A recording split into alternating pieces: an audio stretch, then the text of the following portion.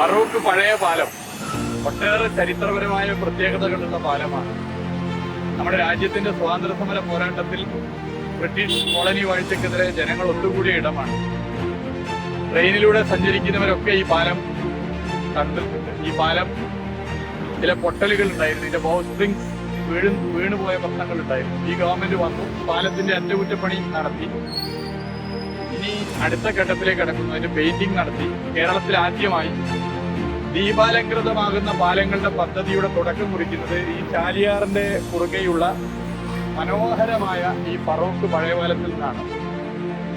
ജനങ്ങൾക്ക് രാവിലെ നടക്കാനും സന്ധ്യാസമയങ്ങളിൽ ഇതിന്റെ കാഴ്ചകൾ കാണാനും സാധ്യമാകുന്ന നിലവിലും ചാമ്പ്യൻസ് സ്പോർട്സ് ലീഗ് വള്ളംകളിയുടെ ഒരു വേദിയായിരുന്നു ഇവിടെ. ചാലിയാർ നേരെ അറബിക്കടലിലേക്ക് കടക്കുന്നു. ബേപ്പൂർ ഇതിന്റെ തൊട്ടടുത്താണ്. അപ്പോൾ ഒട്ടേറെ പ്രത്യേകതകളുണ്ട്. ഈ പാലം ദീപാലങ്കൃതമായി മാറുന്നതോടുകൂടി ഇതൊരു ടൂറിസ്റ്റ് കേന്ദ്രമായി മാറാൻ വേണ്ടി പോവുകയാണ്. വിവിധ ഇടങ്ങളിൽ നിന്ന് ആളുകൾ വരും. ഇതൊരു തുടക്കമാണ്.